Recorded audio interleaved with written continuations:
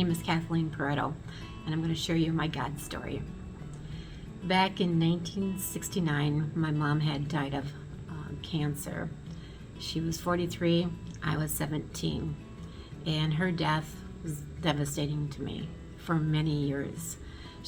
Part of me, I felt, went with her, and there was always an emptiness of this love or this connection as a daughter has with a mother.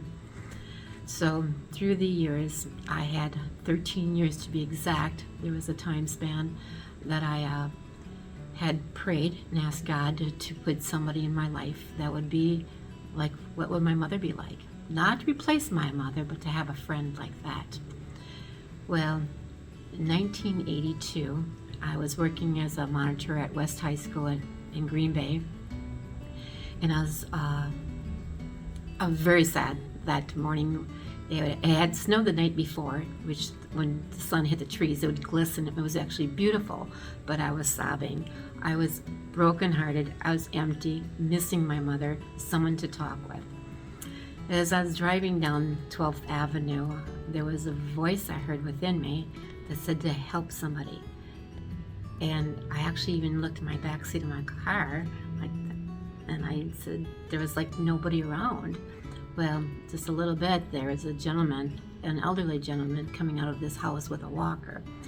So I thought I'm supposed to help him. So I slowly pulled my car over. We did make eye contact, and just then I had heard another little voice that said, "This is not the one." I actually said, "It's not very nice," as I slowly pulled away from the curb. Well, I think I needed to stop there, or I would have missed my next door opening. And about half a block down the street, on the other side, there was a door opening, and there was an elderly lady with a bright red dress on and a shovel in her hands, and she was putting it on the side. I instantly, no more voices, but I instantly pulled up in her driveway, jumped out, and I said, "I'll do this for you."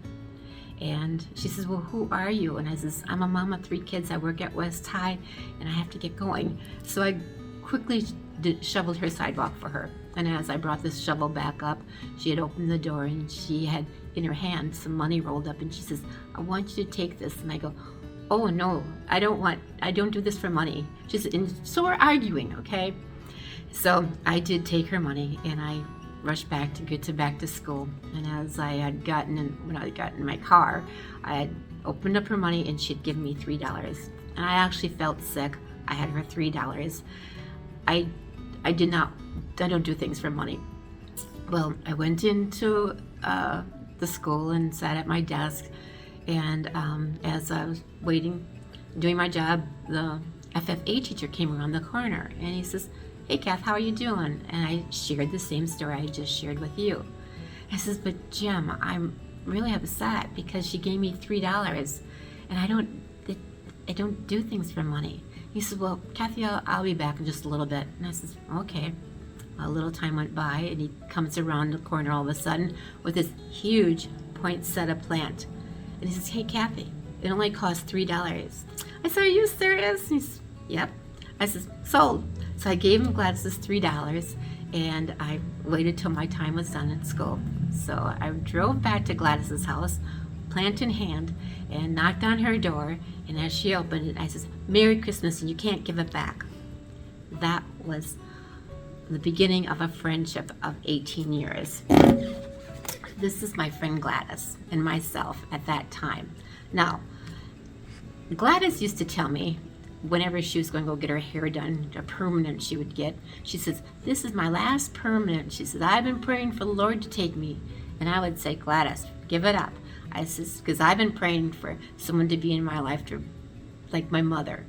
And so I actually won, because for 18 years we got to do this going back and forth of doing things together, experiencing life. But then time came the night before they thought she might die.